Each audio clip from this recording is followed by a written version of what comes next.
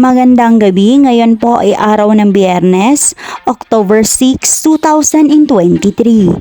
At narito na po ang resulta ng ating 9pm PCSO Lotto results today.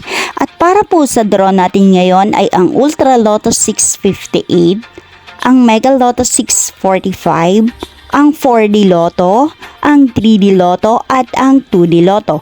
Para po sa mga bagong nanonood, wag niyo pong kakalimutang mag-subscribe sa aking channel at pahit na din po ako ng notification bell para updated po kayo lagi sa aking mga bagong upload.